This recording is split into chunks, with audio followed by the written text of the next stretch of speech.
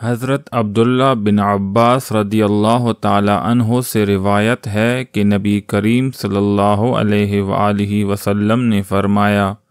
جس مسلمان کی 2 بیٹیاں پیدا ہوں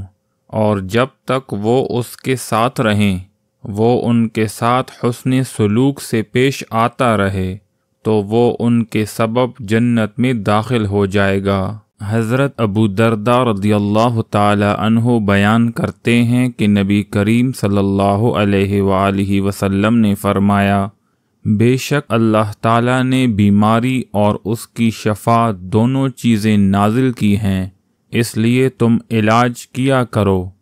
لیکن حرام چیز کو بطور دوا استعمال نہ کرو۔ حضرت عدی بن حاتم رضی اللہ تعالی عنہ سے روایت ہے کہ رسول اللہ صلی اللہ علیہ وآلہ وسلم نے فرمایا، جس نے اپنے یا کسی دوسرے آدمی کے یتیم بچے کو اپنے ساتھ ملا لیا اور اسے غنی کر دیا تو اس کے لیے جنت واجب ہو جاتی ہے۔ حضرت عبداللہ بن عمر رضی اللہ تعالی عنہ بیان کرتے ہیں کہ نبی کریم صلی اللہ علیہ وآلہ وسلم نے فرمایا، اللہ کی قسم اٹھایا کرو،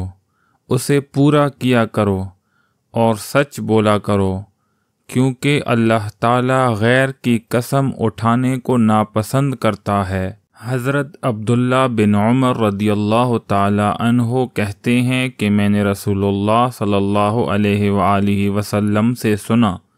اللہ تعالی کے علاوہ کسی کی قسم اٹھانا شرک ہے۔